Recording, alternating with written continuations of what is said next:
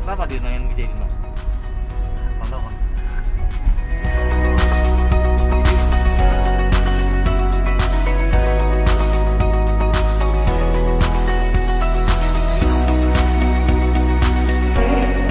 Terorisme kepada Ustaz Muhammad Sofyan Sawi kami beri waktu spesial 25 menit. Silakan.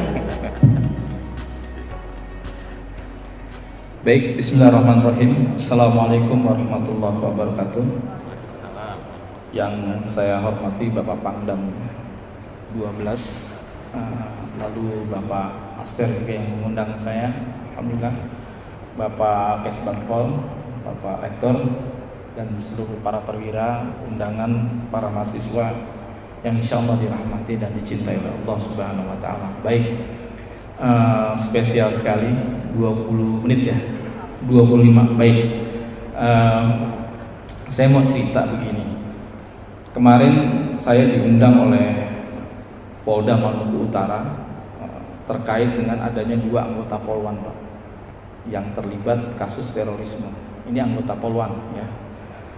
Beliau namanya Bribda Nesti dan Bribda Rini ya, dia siap jadi pengantin. Untung alhamdulillah tertangkap oleh Densus 88 di Surabaya dan sekarang menjalani hukuman selama 4 tahun dan 4 tahun setengah ada di Polres Jakarta Selatan. Saya beberapa kali ketemu dan alhamdulillah beliau sudah ikrar kembali kepada NKRI.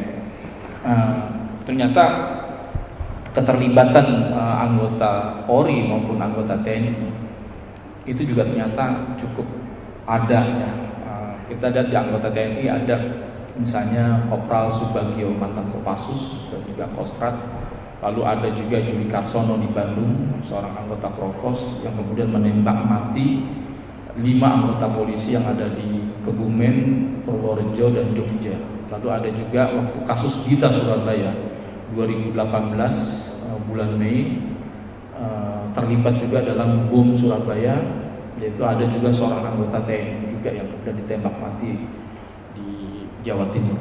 Ini tidak berlebihan jikalau kemudian ada temuan ya, sebagaimana yang dikatakan oleh Pak Riam Zatriakudu di TNI ada sekitar 3% ya, 3% yang terpapar intoleransi dan radikalisme. Kemudian di Polri hasil BIN juga riset menemukan ada 2%, bahkan 1 dari 10 ASN kita itu juga terpapar dengan paham-paham radikalisme. Bahkan di mahasiswa jauh lebih besar sampai 23%. Nah ini angka-angka yang sangat memprihatinkan buat kita dan tidak ada jaminan hari ini di era kemajuan teknologi informasi baik TNI, Polri semuanya bukan tempat yang juga aman bagi kita. Nah, dari beberapa kejadian ini ternyata hasil temuan 3.500 teroris yang ditangkap selama 2 dekade sejak tahun 2000 sampai 2021 hari ini. Kenapa kebanyakan mereka kebanyakan jargonnya adalah kembali kepada Al-Quran dan As-Sunnah. Mereka adalah kelompok-kelompok yang anti mazhab dan tidak bermazhab ya. Lalu juga hasil temuan di Amerika ketika kasus hasil 911 Water Center, ternyata kenapa hasil temuan tersebut orang-orang eksakta, orang-orang saintis itu lebih rentan terpapar dengan paham-paham ekstremisme, radikalisme daripada orang-orang sosial. Dan kenapa juga orang-orang sosial lebih punya daya imunitas di dalam melawan pemikiran-pemikiran radikalisme dan ekstremisme. Ya, walaupun dia nggak pernah belajar tentang usul fikih. Masalahnya ternyata orang sosial itu ketika melihat persoalan dia tidak hitam putih. Dia punya sudut pandang yang berbeda ketika melihat persoalan itu dari sebuah ketinggian. Bukan seperti orang-orang saintis atau eksakta yang cenderung image building. Saya di sini melihat angka 6, di sana melihat angka 9. Jadi perspektif banget gitu. Nah, inilah yang kemudian apa Ustadz, kita tidak boleh kembali kepada Al-Quran. Siapa bilang nggak boleh? Kita wajib kembali kepada Al-Quran dan As-Sunnah karena memang bagi seorang muslim ya, salah satu nasihat daripada Rasulullah itu adalah ma taraktu fikum amrayni ma tamassaktum bihima lan tadilu abada kitabullah wa sunnatul rasul. Aku tinggalkanlah, akulah tinggalkan kepada 2 perkara yang mana kalian tidak akan pernah sesat selama-lamanya, yaitu berpegang kepada Al-Quran dan As-Sunnah. Masalahnya, problemnya di masyarakat urban kita, di universitas-universitas besar di Indonesia, ya, ada fenomena orang mendadak hijrah, ya, mendadak menjadi soleh, tapi masalahnya salah cari guru. Para mentornya, para murabinya, para ustadznya, ya, orang-orang yang kemudian mengajak kepada Al-Quran As-Sunnah, tapi bukan orang yang punya kompeten, punya kapabilitas di dalam memahami teks keagamaan. Lalu dia jadi sok tahu, terjebak kepada satu dalil, lalu menafikan dalil-dalil yang lain, lalu menaikkan bendera yang namanya loyalitas dan anti loyalitas. Anda bisa bayangkan metode pembelajaran seperti itu. Makanya kemudian kebanyakan mereka itu lulusan daripada madrasah-madrasah yang memang intoleransi. Ya, saya ya, yang 13 tahun di kepolisian itu nggak merasa aman juga ketika itu di era milenium. Jadi ketika kita searching, ya, ketika ingin mendapatkan informasi tentang jihad, tentang khilafah, tentang apa saja yang berkenaan dengan kebutuhan keagamaan saya tidak mendapatkan, ya, website atau situs-situs yang memberikan sikap-sikap tasamuh, sikap-sikap yang memberikan toleransi kepada para mukhalifnya, kepada orang yang berbeda dengan saya. Dan sikap-sikap ini sangat berbahaya sekali, gitu. Ya. Kalau ditanya apa hukumnya musik, kita bilang hukumnya haram. Apa hukumnya ini? Ini bid'ah, ini tidak boleh. Jadi terpaku kepada hal-hal yang demikian. Makanya ketika di Polda Maluku Utara saya dipanggil, saya kumpulkan tuh teman-temannya. Karena ternyata Bribda Nesi dan Bribda ini itu bermula berkarir dulu, pemahaman keagamaannya itu dari yang sifatnya intoleransi dulu. Jadi seorang teroris, ya, itu tidak ujuk-ujuk dia melakukan aksi terorisme sebelum dia berkarir dulu yang di intoleransi, radikalisme, baru dia naik pangkat yang tertinggi yaitu teroris. Gitu.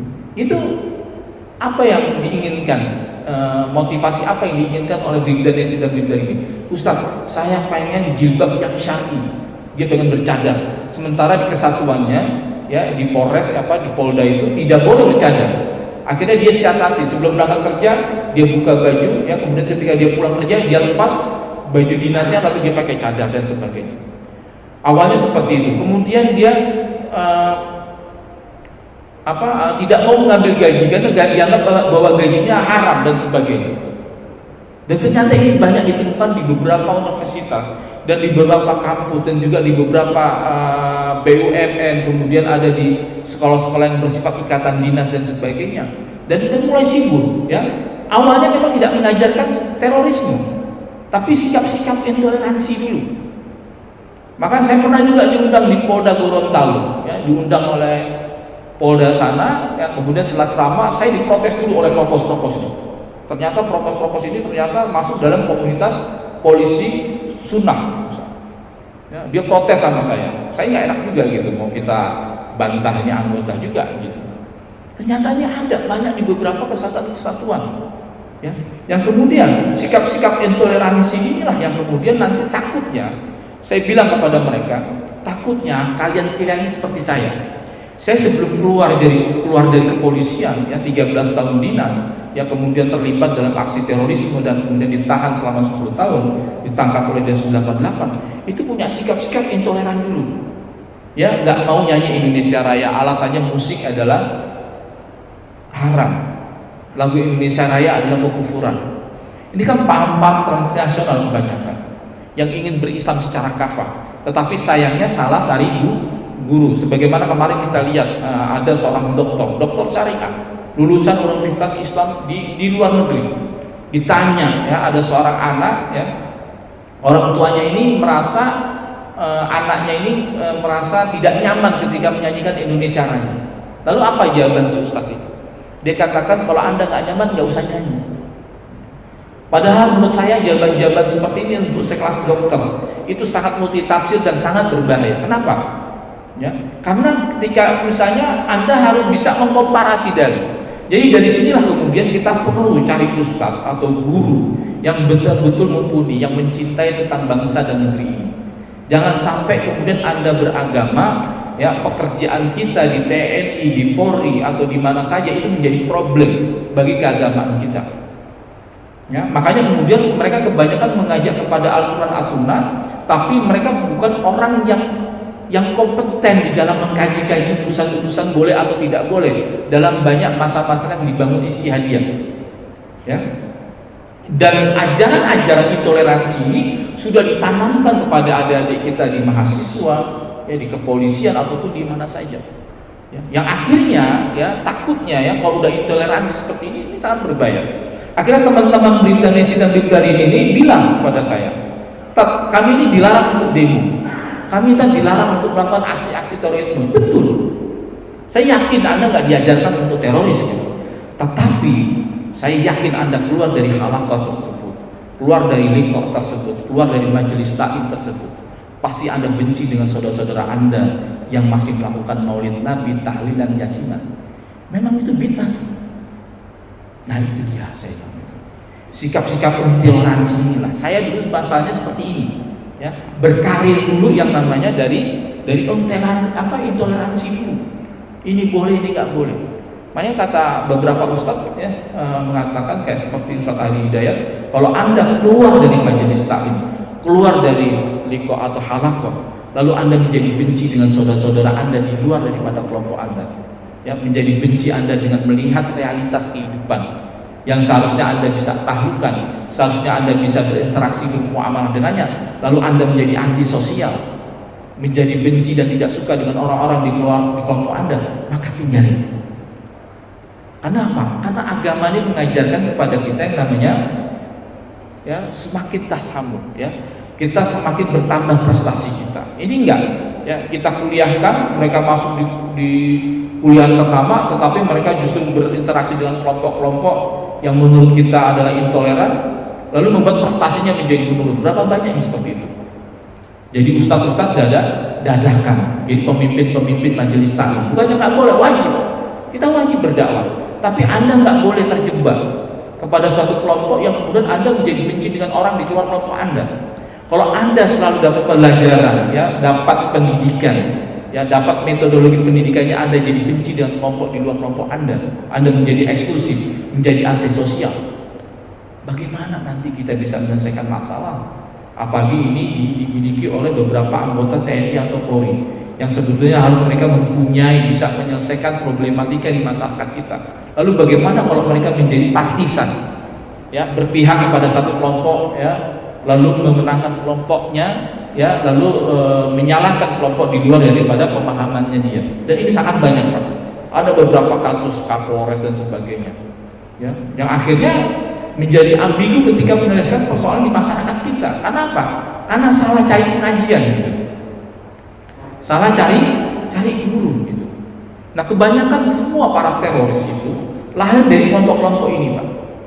Ya, mungkin boleh saya katakan hampir 40% dari kelompok-kelompok yang mengatakan dirinya sebagai ahlu sunnah, ya, kelompok daripada kelompok sunnah, seakan-akan di kelompok dia yang paling benar. Makanya ini hati-hati, ya. Makanya kemudian ada kata Yusuf Qaradawi dalam bukunya yang berjudul Fikih Maqasid. Beliau mengatakan bahwa biang daripada segala ekstremisme, terorisme itu adalah literasi beragama. Ya, mereka kelihatannya pejuang sunnah, pejuang Islam, tapi secara tidak langsung telah menghancurkan Islam itu sendiri. Ya. Kenapa bisa demikian? Sampai dia katakan terkadang Islam itu terzalimi oleh orang-orang soleh daripada musuh Islam itu sendiri. Kenapa? Misalnya begini. Makanya kemudian ada istilahnya, kata ulama Ibnu Hajar Al-Haytami pernah mengatakan al-haditsu mudallatun illa lil fuqaha. Hadis itu bisa menyesatkan kecuali bagi ahli fikih. Ya, Anda jangan coba-coba berfatwa sementara Anda tidak pernah belajar tentang usul fikih, ulumul Quran, ulumul hadis, ya, tentang makna muqayyad, nasah, mansukh dan sebagainya. Perkataan ini mirip dengan apa yang dikatakan oleh Abdullah bin Wahab, seorang tabi'in yang mengatakan laula Maliku wa Lais la halak.